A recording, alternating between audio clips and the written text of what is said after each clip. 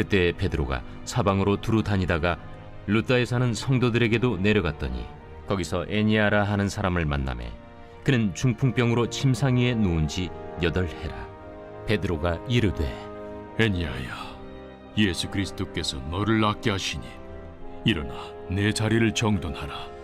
한데 곧 일어나니 룻다와 사론에 사는 사람들이 다 그를 보고 주께로 돌아오니라.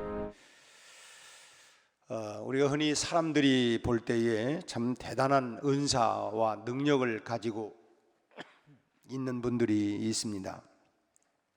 참 방언을 통역하기도 하고 또 예언을 하기도 하고 또 참 목회자 입장에서 볼 때에 참 설교를 기가 막히게 하는 그런 은사와 거기에다가 또 병자를 일으키는 신유의 은사까지 정말 대단한 은사들이 참 많이 있습니다. 이런 은사가 참 목사에게 있다고 하면 참 목사가 굉장히 신이 날 것 같다 하는 생각이 듭니다. 교회도 금방금방 부흥할 것 같기도 하고 참 이런 생각들이 들어요. 그런데 이 은사가 참 커다란 부작용을 일으키는 경우가 참 종종 있습니다.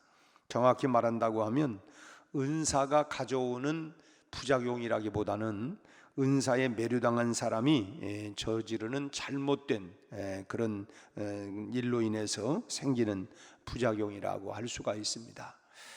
이 부작용의 그 대표적인 경우가 바로 은사를 받은 사람을 우상화하는 이런 그 경우입니다. 말로는 아니라고 하지만 은사 받은 사람을 대하는 마음이 마치 무슨 참 신격화하고 그래서 무슨 하나님을 대하는 듯 하고 또 필요 이상으로 존경을 떠받치는 이런 경우가 있습니다. 그리고 은사 받은 사람도 이제 이런 대우를 한두 번 이렇게 여러 차례 받다 보면 당연시하게 되고 또 더 지나게 되면 결국 자신을 앞세우는 이런 우려 지경까지 이르게 되는 대단한 그런 우려가 되는 일들이 종종 있습니다. 그래서 물론 처음에는 다 신실하다가도 시간이 지나면서 점차 은사를 마치 자기 것인 것처럼 착각을 하게 되고 그 능력이 바로 나에게로부터 마치 예수님의 옷자락을 붙잡을 때 예수님의 능력이 그 여인에게 나타나서 고침을 받은 것처럼 마치 자기 자신에게 어떤 커다란 능력이 있는 것처럼 착각하게 되고 또 그 자신의 힘인 줄로 알고 그만 교만해지는 그런 경우가 있습니다. 오늘 본문 말씀은 우리의 이러한 잘못을 되돌아보게 하는 그런 말씀입니다.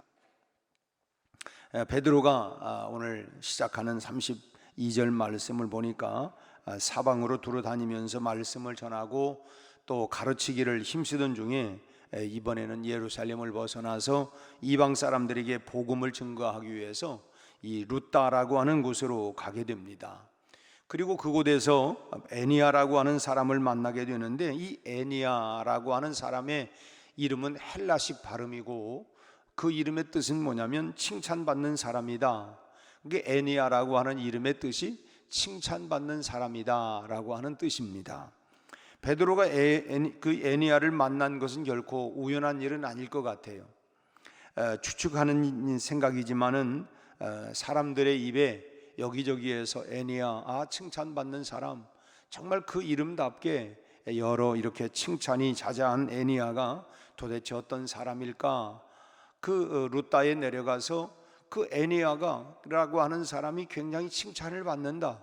그래서 그 애니아를 좀 어떤 사람인가 이 베드로의 마음이 끌렸기 때문에 아마 만나게 되었으리라고 생각이 됩니다. 그런데 베드로가 애니아를 만나보니까 이 사람이 어떤 상태입니까?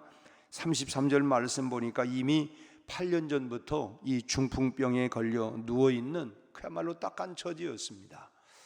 참 중풍병에 걸려 있으면서 어떻게 이렇게 좋은 소문이 났는지는 알 수 없지만 하여튼 이 8년 동안이나 꼼짝 못하고 이제 누워 있는 상황입니다. 그래서 애니아를 낫게 해주었다라고 하는 것이 오늘 넉절 이 그 짧은 본문의 말씀입니다. 그런데 이 본문에서 중요한 것은 애니야가 칭찬받는 사람이었기 때문에 하나님의 은혜를 입었다, 그런 내용이 아니에요.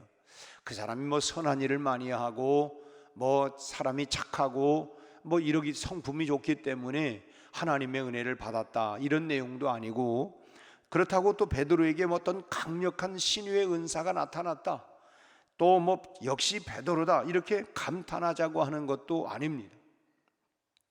오늘 본문에서 중요한 것은 베드로가 애니야를 낫게 하면서 한 말, 그것을 우리가 집중해야 된다고 하는 것입니다. 베드로가 이 애니야를 낫게 하면서 한 말씀이 뭐예요? 34절 같이 한번 읽습니다. 34절, 베드로가 이르되 애니야야, 예수 그리스도께서 너를 낫게 하시니 일어나 내 자리를 정돈하라 한데 곧 일어나니. 여기서 나 베드로가 너를 고친다, 뭐 이렇게 말하지 아니하고 예수 그리스도께서 너를 낫게 하신다라고 했다고 하는 점을 우리는 주목해야 합니다. 내 능력으로 내 힘으로가 아니라 예수 그리스도께서 너를 낫게 하신다. 그러니까 은사의 출처, 은사의 능력의 이 근원을 분명히 하면서 이 자신에게 있는 은사를 활용하는 것입니다. 그 은사가, 그 능력이 어디로부터 오느냐? 예수 그리스도로부터 오는데, 내게 그런 은사를 주신 것을 그 예수 그리스도의 이름으로 활용했다라고 하는 분명한 그 은사의 출처를 말하고 있습니다. 그건 나로부터 시작된 게 아니라 예수 그리스도로부터 주어진 것이다. 오늘날 은사 받은 사람들의 모습도 베드로의 이런 모습과 결코 다르지는 않다고 봐요. 누가 예수의 이름으로 하지 아니하고 자신의 이름으로, 내 이름으로 이렇게 무슨 기도를 한다든지 또는 병을 고친다든지 그런 사람이 어디 있어요? 다 예수 그리스도의 이름으로, 외형적으로는 다 예수의 이름으로 그렇게 합니다. 예수의 이름으로 병을 고치고 또 예수의 이름을 힘입어서 예언을 하고 또 하나님께 영광을 돌린다, 이렇게 말을 합니다. 그런데 중요한 차이가 있어요. 오늘 본문 말씀을 보면 애니야를 예수의 이름으로 낫게 한 뒤에 베드로의 그 다음 모습에 대한 기록이 전혀 없다는 것입니다. 한마디로 깨끗해요. 예수 그리스도께서 너를 낫게 하신다. 그리고 이 애니야가 나음을 받았어요. 그리고 그것으로 끝입니다. 하다못해 하나님께 영광을 돌려라, 이런 말조차도 그 뒤에 붙지를 않고 있습니다.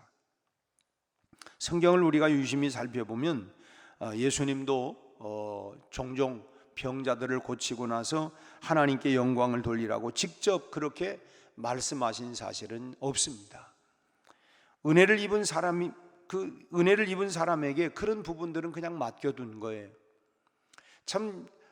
그러니까 예수 그리스도께서 너를 낫게 하신다, 은혜를 받았지만 은혜 받은 그 사람이 자기가 그 다음에 할 일이지, 그 기도를 해준 사람이 그 다음에 너 영광을 돌려라, 너 이렇게 해라, 이런 부분들이 없다는 것. 베드로도 그렇고 예수님도 역시 그런 신유의 기적을 통해서 많은 병자들을 고쳤지만 영광을 돌려라, 이런 얘기가 없다고 하는 거예요. 그건 은혜 받은, 고침 받은 사람들이 그 다음에 자기가 하는 일들이었습니다.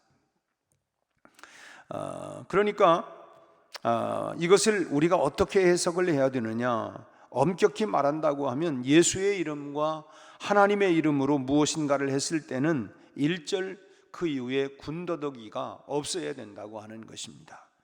병을 고쳤으면 거기까지 하면 되는 거예요. 내가 무슨 일을 했다, 어떤 능력이 나타났다, 거기까지.